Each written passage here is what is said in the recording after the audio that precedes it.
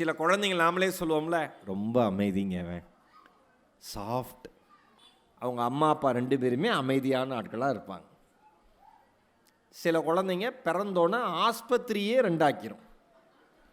அப்போ அவங்க அம்மா அப்பா அந்த மாதிரி ரொம்ப மென்மையான மனிதர்கள்னு அர்த்தம். புரிஞ்சிருக்குன்னு நினைக்கிறேன். சில வீட்டில் தண்ணி கொண்டு வான்னு கூட சாதாரணமாக ஆம்பளைக்கு கேட்க தெரியாது. தண்ணி கொண்டு வா, சமைச்சிட்டியா, என்ன பண்ற, இப்படியே இருக்கும். ஒரு அக்கா அனுபவிச்சு சிரிக்கிறாங்க. அவர்கள் வீட்டில் வளர்கிற பிராணி அவர்களுக்கு ஞாபகம் வருகிறது. அப்போ குழந்தைங்களும் அப்படி தான் இருக்கும். ஒரு மசால் தோசை சாப்பிட்டா 100 ரூபா, கரெக்டா? உண்மையா சார்? குடும்பத்தோட படத்துக்கு போனால் குடும்பம் சந்தோஷமா இருக்கு, கூட்டு போகிறது ஹார்ட் அட்டாக் வந்துடுது.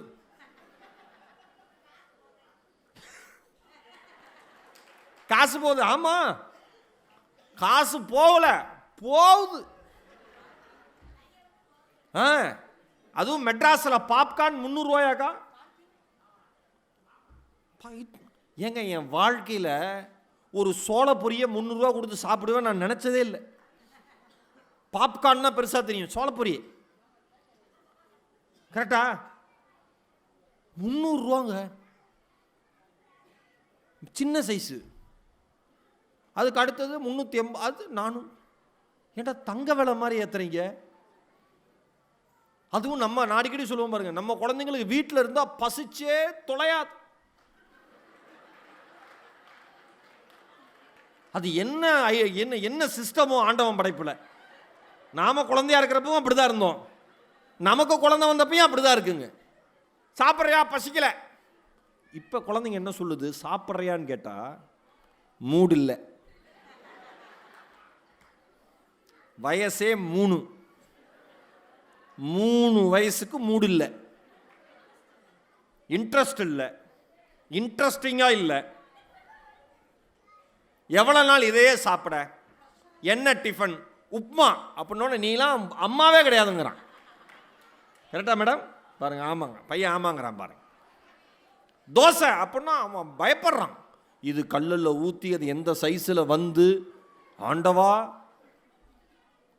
பசி இல்லைன்னு சொல்கிறவனை வெளில போலாமாடான்னு கேளுங்க, வான்னு எந்திரிக்கிறான்.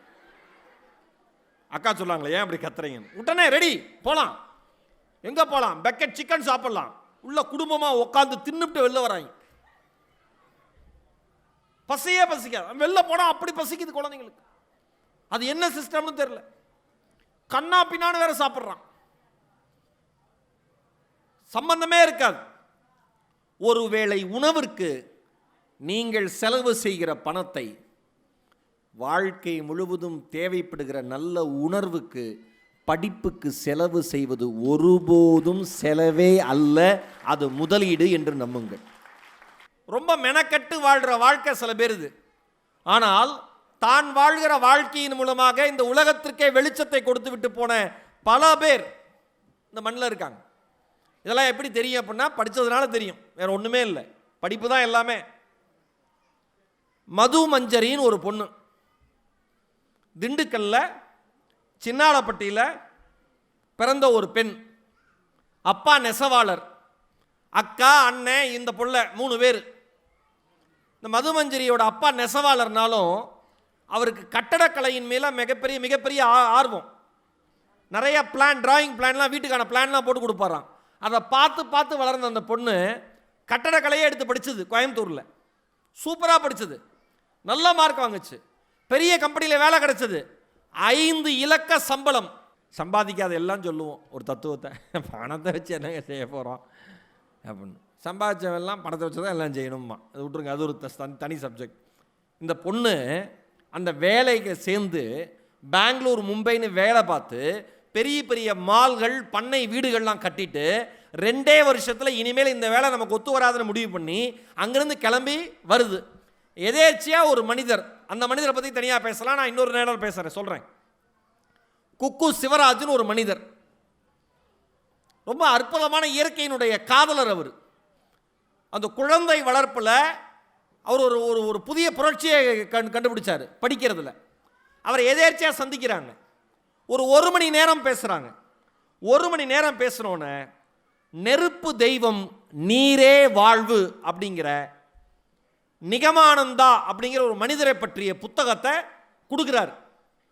அந்த புத்தகம், இந்த புத்தக திருவிழா, நான் மறுபடியும் சொல்கிறேன், ஒரு புத்தகம் உங்கள் வாழ்க்கை அல்ல, உங்கள் மூலமாக சமூகத்தின் வாழ்க்கையே மாற்றக்கூடிய சக்தி புத்தகத்திற்கு மட்டும்தான் இருக்கிறது. யார் அந்த நிகமானந்தா அப்படின்னு பார்த்தா, பிப்ரவரி 19, 2011 உண்ணாவிரதம் இருக்க ஆரம்பித்து ஜூன் 13, 2011 வரைக்கும் கங்கையில் ஹரித்துவார் ஒட்டி கங்கை இருக்கிற பகுதிகளில் நிறைய மணல் கொள்ளையடிக்கிறாங்க. சுத்தமே இல்லாமல் நிறைய விஷயங்கள் நடக்குது. கங்கை என்கிற மிகப்பெரிய புனித நதியை காப்பாற்றணும், ஒரு நீர் வளத்தை காப்பாற்றணும்னு 34 வயதான அந்த இளம் துறவி நிகமானந்தா உண்ணாவிரதம் இருக்காரு. 114 நாட்கள் உண்ணாவிரதம் இருந்து 115வது நாள் இறந்தே போயிடுறார். 34 வயசு. இந்த புத்தகத்தை குக்கு சிவராஜ் அவர்கள் கொடுக்கிறார். அந்த குழந்தை, அந்த மது மஞ்சரி என்கிற பெண்மணி அந்த மது வாங்கி படிக்குது. சிந்தனை மாறுது. என்னடா பண்ணலான்னு யோசிக்குது. தூக்கம் வரல. ஒரு 34 வயசான ஒரு இளைஞன் ஒரு நதியை காப்பாற்றணும்னு சொல்லி தான் உயிரே விட்டுருக்கானே. அப்ப நீருங்கிறது எவ்வளவு பெரிய விஷயம். சிவராஜ் கிட்ட பேசுறாங்க, ஊர் கிணறு புனரமைப்பு இயக்கம்னு ஒன்று இருக்குமா, நீ அதில் சேரு, ஊர்தோறும் இருக்கிற கிணறுகளை மீட்டெடுக்கலாங்கிறாங்க. இங்க இருக்கிற எல்லாரும் சொல்லுங்க, கிணறுங்கிற சொல் நம் வாழ்க்கையோடு நெருங்கிய தொடர்புடையது. 30 வயதை தாண்டிய அத்தனை பேருக்கும் தெரியும். உண்மையா? 40 வயதை தாண்டியவர்களுக்கு இன்னும் நன்றாக தெரியும். 50 வயதை தாண்டியவர்கள் கிணற்றோடு இன்னும் வாழ்ந்து கொண்டிருக்கிறார்கள். 60 வயதை தாண்டியவர்கள் கிணற்று குழிகளினுடைய ஈரம் இன்னும் அவர்கள் முதுகிலும் உடம்பிலும் ஒட்டி கொண்டிருக்கிறது. கரெக்டா? எனக்கெல்லாம் நான் ஈரோட்டில் மூலப்பாளையம் ஹவுசிங் வீட்டில் அப்பா லோக்கல் ஃபண்ட் ஆடிட்டராக இருந்தப்ப எங்கள் ஹவுசிங் போர்டுக்கு ஒரு கிணறு இருக்கும். அந்த கிணறு மறக்க முடியாத நினைவு. கிரிக்கெட் பந்து விழுந்துடும். மாரியப்பன்னு ஒரு அண்ணன் இருப்பார். அவர் தான் பார்த்துக்குவார் மோட்டரை போட்டு தண்ணி ஏற்றுறதுலாம். அண்ணன்ட்ட கேட்டு எடுத்து கொடுங்கம்மோ. அவர் அழகாக இறங்கி எடுப்பார். நீச்சல் கற்றுக்கலாம்டா, பயப்படாதீங்கடாம்பார். கிணறுங்கிறது நம்ம வாழ்க்கையோடு தொடர்புடையது. நீ கிணறை மீட்டெடுக்கலான்னு சொன்னோன்னே அந்த பொண்ணு அந்த சர்வீஸில் இறங்குறாங்க. அந்த டீம் அந்த சர்வீஸில் இறங்குது. திருவண்ணாமலை மாவட்டத்தில் வலசை துருவம்னு ஒரு கிராமம், 400 குடும்பங்கள் வாழ்கிற கிராமம். அந்த கிராமத்தில் இருக்கிற பெண்கள் 7 கிலோமீட்டர் நடந்து போய் தண்ணீர் எடுத்துகிட்டு வருவாங்களாம். ஆண்களுக்கு கவலை கிடையாது, வேலைக்கு போயிடுவாங்க, வந்து தண்ணி குடிக்கிறதோடு சரி. 7 கிலோமீட்டர் நடந்து போயிட்டு தண்ணி எடுத்துகிட்டு வருவாங்களாம். மிகப்பெரிய வருத்தம். இதை பார்த்துருக்காங்க. என்னாச்சுன்னு பார்த்தா 60 அடி ஆழமான கிணறு ஒன்று இருக்குது திருவண்ணாமலை, அவங்க வலசை துருவத்தில். அது என்னடா ஆச்சுன்னு பார்த்தா 70 வருஷத்துக்கு முன்னாடி தீண்டாமை கிணறுன்னு சொல்லி அந்த கிணறை ஒதுக்கி வச்சு மெல்ல மெல்ல குப்பையை போட்டு மூடியே விட்டானுங்க. அந்த இடத்துக்கே போக முடியல, முள் புதர் படிந்து கிடக்கு. இவங்க போய் மதுவன் டீம் போய் அந்த இயக்கத்தின் மூலமாக போய் மெல்ல மெல்ல அந்த குப்பைகளை எடுத்து முதல் சொட்டு நீர் சுரக்குதில்ல, சுரந்தோன சுற்றி இருந்த பெண்கள் எல்லாம் தாய்ப்பால் சுரந்தது போல நினைத்து அழுது கண்ணீர் வடித்த அந்த காட்சி என்னால் மறக்கவே முடியாது என்று சொல்லி இருக்கிறாள் அன்பு தங்கை மது. ஒரு கிணறு ஊரில் திடீர்னு ஒருத்தன் வரான், தோன்றான், சரி பண்ணுறான் அப்படின்னா விட்டுருவாங்களா? நம்ம ஊரில் நல்லது செய்ய விடவே மாட்டான். ஏன் வந்த, எதுக்கு வந்த, என் கிராமத்தில் என்ன தேவைக்காக வந்த, இந்த கிணறோட வரலாறு தெரியுமா? ஒரு குப்பையை எடுக்க மாட்டான், ஆனால் வியாக்கியானம் மட்டும் பேசுவான். நம்ம ஊரில் இவ்வளோ பிரச்சனை வரப்பெல்லாம் என்ன பண்ணுவீங்கன்னு கேட்குறப்ப மதுங்கிற அந்த பெண்மணி சொன்னா, பிரச்சனை வருகிற பொழுதெல்லாம் புன்னகையை மட்டுமே பதிலாக தருவோம். எங்களுக்கு கிணறை மீட்டெடுக்கணும், இது மட்டும்தான், வேற எந்த லட்சியமும் இல்லை. நாயக்கனூர்னு ஒரு ஊரில் கிணற தூர்வாடுறப்ப 30 நாட்கள் கிணற்றுக்குள் இருந்த குப்பையை மட்டும் எடுத்துக்கிட்டே இருந்தாங்களாம். எவ்வளோ நாளுங்க? 30 நாள். 30 நாள் கிணத்துக்குள்ள இருந்த குப்பையை எடுத்துட்டு அதுக்கப்புறம் தோண்ட ஆரம்பித்தோன்னே ஒரு பெரியவர் தினமும் இவங்க வேலை பார்க்குறப்பெல்லாம் வந்து உக்காந்து இப்போ எத்தனை அடி, இப்போ எத்தனை அடி, இப்போ எத்தனை அடின்னு கேட்டுகிட்டே இருப்பாராம். இவங்களும் டெய்லி பதில் சொல்லுவாங்களாம். டெய்லி வருவாராம், இப்போ எத்தனை அடி, இப்போ எத்தனை அடின்னு. ஒரு நாள் இன்றைக்கு தண்ணீர் வரும் என்று சொல்லிட்டு போயிட்டாராம். அதே மாதிரி அவங்க வேலையை முடிக்கிற அந்த நேரத்தில் உள்ளிருந்து தண்ணீர் பீரிட்டு வெளியில் வந்துச்சான். மதுவும் அவங்களுடைய நண்பர்களும் மொத்த டீமும் அந்த வயசான பெரியவரை போய் பார்த்து கையெடுத்து கும்பிட்டு, ஐயா தண்ணி வந்துருச்சு, உங்களுக்கு எப்படிங்கய்யா தெரியும்னாங்களாம். அதற்கு அந்த பெரியவர் சொன்னாராம், நாயக்கனூரில் இருந்த அந்த பெரியவர் சொன்னாராம், இந்த கிணற்றை தோண்டுகிற பொழுது மண்ணள்ளி போட்டவன் நான். எத்தனை அடியில் இதற்கான ஜீவன் இருக்கிறது என்பது எனக்கு தெரியும். சொல்ல மாதிரி சிலுக்குது. ஒவ்வொரு முறையும் இந்த கிணற்றை தாண்டி போகிற பொழுதெல்லாம் கண்ணீர் விட்டு அழுதிருக்கிறேன். எங்கள் மண்ணுக்கான ஜீவ நதி இப்படி குப்பை மேடாக இருக்கிறது என்று கவலை விட்டிருக்கிறேன். இன்னைக்கும் அழுகிறேன். என் ஜீவநதியை நீங்கள் மீட்டெடுத்து கொடுத்ததால் இன்றைக்கும் நான் அழுகிறேன். என் அன்பு திருவள்ளூர் மக்களே, மது என்கிற அந்த சகோதரி பேசுகிற பொழுது சொல்கிறாள், அந்த பெரியவரை பார்க்கிற பொழுது, அந்த பெண்கள் கண்ணீர் சிந்துவதை பார்க்கிற பொழுது, தமிழகம் முழுவதும் இருக்கிற கிணறுகளை மீட்டுத்தர வேண்டிய ஒரு கடமை எங்களுக்கு இருக்கிறது என்று நாங்கள் உணர்ந்தோம்.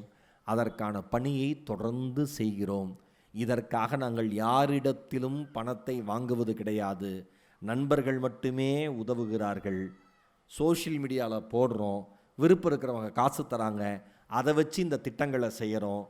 கிணற்றை மீட்டெடுத்து அதை அந்த ஊர் மக்களுக்கு ஒப்படைக்கிறப்ப அதை சாதாரணமாக தரதில்லை, ஒரு திருவிழா போல தருகிறோம் என்று அந்த பெண் சொல்கிறாள்.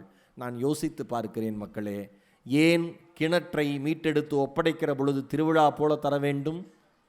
எந்த மண் தனக்கான தண்ணீரை தன்னகத்தே வைத்துள்ளதோ அந்த மண் வாழ்கிற பூமியில் வசிக்கிற மனிதர்களுக்கு தினம் தினம் திருவிழா என்பதை இங்கு இருக்கிற எல்லோரும் நம்புங்கள். திரியின்றி எரியும் தீபங்கள். இப்போ மது மஞ்சரி எவ்வளோ பொருத்தமாக இருக்குது பார்த்தீங்களா? பொருத்தமாக இருக்கா இல்லையா? யாருக்கு தெரியும்? மதுவை பற்றி உங்களுக்கு தெரியுமா? T20 மேட்ச் பற்றி தெரியும். இந்தியா எவ்வளோ ஸ்கோர் அடிச்சுன்னு தெரியும். சூரியவன்ஷி அடித்தது தெரியும். நாளைக்கு என்ன படம் ரிலீஸ் ஆகும் தெரியும். இல்லை ரிலீஸ் ஆகாதா அப்படிங்கிறது தெரியும். என்ன நடக்குதுன்னு தேவையில்லாத விஷயங்கள் எல்லாமே நமக்கு தெரியும். ஆனால் நம்மை சுற்றி நமக்காக வாழ்ந்து கொண்டிருக்கிற மனிதர்களின் வரலாறை நமக்கு படிக்கிறதுக்கு நேரமே கிடையாது. எவ்வளோ பெரிய விஷயம் அந்த பொண்ணு பண்ணது. இன்னைக்கு தண்ணீர் நீங்கள் ஐயா உட்காந்தாரு, அக்கா சொன்னாங்களே ஐயா கை தட்டுறாங்கன்னு, ஐயாட்ட கேட்டு பாருங்கள். தண்ணீரை பாட்டில் அடைச்சு அதை காசு கொடுத்து வாங்கி குடிக்கிற நிலைமைக்கு இந்த சமுதாயம் வரும்னு என்னைக்காவது நினச்சி பார்த்துருப்பீங்களா ஐயா? கிடையவே கிடையாது. நான் சின்ன வயசு இருக்கிறப்ப தண்ணி கஷ்டம் இருந்தது. ஆனால் இது பாட்டில் அடைச்சி விற்பாங்கலாம் தெரியாது. எல்லாமே பிஸ்னஸ் ஆகி போச்சுல. யோசிச்சு பாருங்களேன், எவ்வளோ பெரிய ஒரு மாற்றத்தை ஒரு பெண்ணும் அவங்களை சார்ந்த ஒரு டீமும் செய்யுது. இவர்கள் சமுதாயத்திற்காக ஒளியை கொடுத்துடுறாங்க. அவங்களுக்கு எந்த ஒரு பண ஆதாயமோ புகழ் வெளிச்சமோ எதுவுமே கிடையாது. ஆனால் இந்த சமுதாயத்தில் பிறந்ததற்காக இந்த சமுதாயத்திற்கு ஏதாவது செய்ய வேண்டும் என்கிற கடமையில் ஓடிக்கொண்டிருக்கிற உன்னதம் சிந்துடாய் சப்கல் அப்படின்னு ஒரு பெண்மணி. நான் எதுக்கு இந்த பேர்லாம் அழுத்தி சொல்கிறேன் அப்படின்னா, ஆர்வம் இருக்கிறவங்க இதுக்கப்புறம் போய் கூகுளில் அவங்க பேர்லாம் டைப் பண்ணி சர்ச் பண்ணி தேடி எடுத்து அவங்க வாழ்க்கையை படிக்கணும். சிந்துடாய் சப்கல். நீங்கள் எவ்வளோ தப்பாக டைப் பண்ணாலும் கூகுள் புரிஞ்சுக்கிட்டு கரெக்டாக சொல்லும். சாப்பாடை பற்றி ரொம்ப அழகாக சொன்னாங்க. உணவு முறை எப்படி மாறிடுச்சுன்னு. இங்கே இருக்கிற அத்தனை பேரும் சொல்லுங்கள், சின்ன வயசில் நமக்கு ஸ்நாக்ஸுங்கிறது என்ன? என்ன தின்பண்டம் சாப்பிடுவோம்? கடலை மிட்டா, எள்ளுருண்டை, பட்டாணி. கடலை மிட்டா எள்ளுருண்டை சாப்பிட்றதுல கொஞ்சம் பணக்கார குடும்பம். பொட்டுக்கடலை வாக்கா என் ரூட்டுக்கு வா. பொரி, கம்மர்கட்டு. கம்மர்கட்டுலாம் நம்ம ஊரில் எங்க கம்மர்கட்டு சாப்பிட்ட குடும்பம் மக்களில் கை தூக்குங்க. அட என் தெய்வங்களே, சில பேர்லாம் ஃபுல்லாக சாப்பிட்ருப்பாங்க, ஏதோ முழுக்க சாக்லேட் சாப்பிட்டு வளர்ந்த மாதிரி இப்படி இருப்பானுங்க. பரவாயில்ல, நீங்கள்லாம் உண்மையை ஒத்துக்கிட்டீங்க. திருவள்ளூரில் கம்மர்கட்டு. இந்த கம்மர்கட்டு எப்படி சின்ன வயசில் காலையில் ஸ்கூலுக்கு போகிறப்ப உள்ளே போட்டோம்னா சாயந்தரம் வெளியில் வரப்போ பாதி தான் கரைஞ்சிருக்கும். எந்த நாட்டிலையும் இப்படி ஒரு கம்மர்கட்டை, இப்படி ஒரு உணவை கண்டுபிடிக்கவே முடியாது. காஸ்ட் எஃபெக்டிவாக 10 பைசாவுக்கு உள்ளே போட்டோம்னா, இந்த குழந்தைங்களுக்குலாம் 10 பைசானா என்னன்னே தெரியாது. அப்புறம் 4 நாள் ஏலக்காய் பருப்பின்னு விற்பாங்க. 4 நாளுக்கு அப்படியே அந்த கண்ணாடி குடுவையில் அப்படி வட்டமாக அடிக்க வச்சுருப்பாங்க, சின்ன சின்னதாக காயின் அளவுக்கு. அதாவது ஏலக்காய் பருப்பி சாப்பிட்றதுலாம் என் வாழ்க்கையோட அல்டிமேட் எய்மாக இருந்திருக்கு. எப்படியாவது ஏலக்காய் பருப்பி சாப்பிட்றணும், எங்கள் அண்ணன்ட்ட காசை சேர்த்துடணும் 5 பைசாவா அப்படின்னு.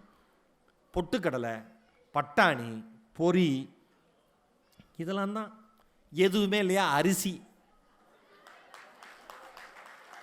கரெக்டா? ஏங்க பிக் ஃபன் பூமர் வாங்க காசு இருக்காது, நமக்கு எது பூமரு சொல்லுங்க. அப்படி கோதுமை, சோளாரா, சோளம், கோதுமையை சாப்பிட்டு அரைச்சிக்கிட்டே இருப்போம், பிக் ஃபன் மாதிரி வந்துடும். கரெக்டா? மொட்லி விட முடியாது, வராது. ஃப்ரெண்டு பக்கத்தில் கொஞ்சம் பணக்கார ஃப்ரெண்டு, அவன் அப்படி சாப்பிட்டு விடுவான், நாம அப்படி இருப்போம். மொட்லி விடுமா அவன், எனக்கு பிடிக்காது அப்படின்னு. பிடிக்காம இல்லை, வராது. எவ்வளோ இப்போ சார், இப்போ நான் வந்து உங்கள் கையில் ஒவ்வொருத்தர் கையிலையும் ஒரு 5000மோ 10,000மோ 500 தரல, பழைய நினைவுகளை சொன்னேன். எவ்வளோ மகிழ்ச்சி ஆயிட்டீங்க அத்தனை பேரும், எவ்வளோ மகிழ்ச்சி ஆயிட்டீங்க. அரிசின்னு சொன்னா எத்தனை பேருக்கு சிரிப்பு கைத்தட்டு. கரெக்டா? இந்த ஆம்பளை பசங்க டிராயரில் ஃபுல்லாக அரிசி தான் போட்டு வச்சிருப்பாங்க. பெரிய சிந்தனை, சிற்பி நினப்பு. எப்போ நமக்கு போர் அடித்தாலும் எடுத்து ஏதோ உடனே தாமஸ் ஆல்வா எடிசனா, ஆல்பர்ட் ஐன்ஸ்டீனா மாறுற மாதிரி ஜவுமிட்டா வாட்ச் மாதிரி கட்டுறது. அவர்கிட்ட சொல்லுவோம், கொஞ்சம் பெரிய வாட்சா கட்டுங்க. அவர் சொல்லுவார், நீ கொடுத்த நொட்ட நாக்கு இது போதும். பெரிய வாட்சான், உன் கையை சுற்றி கட்டுறது. என் கிளாஸில் குண்டாக இருப்பான். ஆனால் உண்மையாக சொல்கிறேங்க, நம்ம பசங்க மூளையே மூளைங்க. என் ஃப்ரெண்டு ஒருத்தன் சொன்னான், மச்சான் எவ்வளோ இருக்குது? என்கிட்ட 10 காசு, உன்ட்ட 5 காசு, உன்ட்ட இவர் மொத்தமாக 8 அணா இருக்குது. 8 அணாக்கு இந்த வயலை விட்டுருவோம்.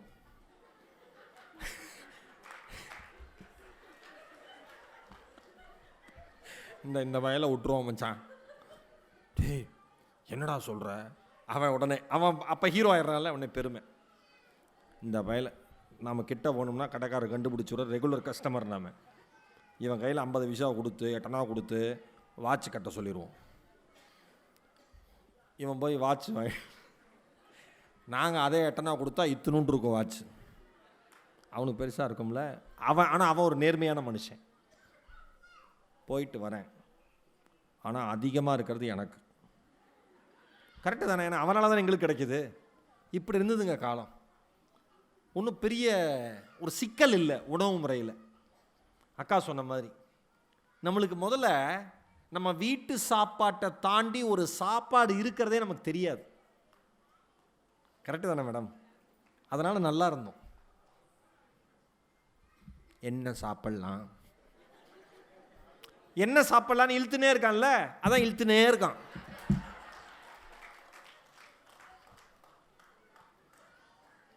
நீங்கள் பீட்சா சாப்பிடுங்க, பர்கர் சாப்பிடுங்க, பக்கெட் சிக்கன், என்ன வேணால் சாப்பிட்டு தொலைங்க. எப்பயாவது சாப்பிடுங்க. நீங்கள் நல்லா யோசிச்சு பாருங்கள், என்றைக்கு நம்ம ஊரில் ஹோட்டல்லாம் ரொம்ப அதிகமாச்சோ அன்றைக்கி தான் ஆஸ்பத்திரியும் அதிகமாச்சு. கரெக்டாக? நம்ம ஏரியாக்கே ஒரு டாக்டர் இருப்பார், ஒரு ஹோட்டல் இருக்கும். கரெக்டாக இருந்துச்சு. இப்போ தெருவுக்கு 10 டாக்டர் இருக்கார். ஏன்னா 25 பிரியாணி கடை இருக்குது, 25 ஃபாஸ்ட் ஃபுட் கடை இருக்குது. மிட் நைட் பிரியாணி நடு இரவில் சாப்பிடு, அப்படியே போய் சேரு. எதையுமே சார் ஒன்று சொல்லவா, அளவாக இருப்பது நலமாக இருந்தது, அளவாக இருந்தது நலமாக இருந்தது. அளவற்று கிடைப்பது அலுப்பாகி போனது. கரெக்டா? நம்ம குழந்தைங்களுக்கு ஏங்க, நாம் சின்ன வயசில் ஹோட்டலுக்கு போவோம், மெனு கார்டில் என்னென்ன இருக்கும்? உலகத்தில் எங்கேயுமே கிடைக்காது. எடுத்தோன்னே இட்லி, ஒய்யால வெறுப்பா, இட்லி, தோசை, ரவா தோசை, ஆனியன் தோசை, பூரி, பரோட்டா, மெனுவே முடிஞ்சு போச்சு. இப்போ மெனு கார்டு தரான் நிஷாக்கா, ஒரு 25 பக்கம். இது சாப்பிட்டா இன்னைக்கு சாப்பிடலாம், 4வது பக்கத்தில் சாப்பிடுங்க, 4 நிமிஷம் தான் போயிடுவீங்க. பொரட்டு. இதில் என்ன ஆயிட்டான் மனுஷன்னா, அத்தனையும் பார்த்துட்டு இன்னைக்கு என்ன ஸ்பெஷல், அந்த சர்வருக்கு 1 லிட்டர் தண்ணி எடுத்து மூஞ்சிலே ஊற்றுன போல இருக்கும். தின்னுட்டு போங்களாண்டான். மெனு ஃபுல்லாக படிச்சுட்டு என்ன இருக்குது அப்படிமா, எப்படி இருக்கும் ஆத்திரமா. இப்படி இருந்துச்சு உணவு முறை. நம்ம உணவு முறை சிக்கலே கிடையாது, ஆப்ஷன்ஸே கிடையாது. விளையாண்டு வந்தால் கூழ் கொடுப்பாங்க வீட்டில், ராகி கூழ், சத்துமாவு கஞ்சி ஒவ்வொரு வீட்லேயும் அந்த அம்மாவே அரைக்கும்.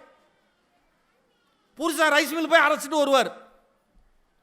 அதுலேயும் முன்னாடி மிளகா போட்டு அரைச்சிருந்தா சத்து மாவு போட்டு அரைக்க கூடாது. இதெல்லாம் எங்கள் அம்மா எங்கள் அப்பாவுக்கு சொன்ன ரூல்ஸ். ஏன்?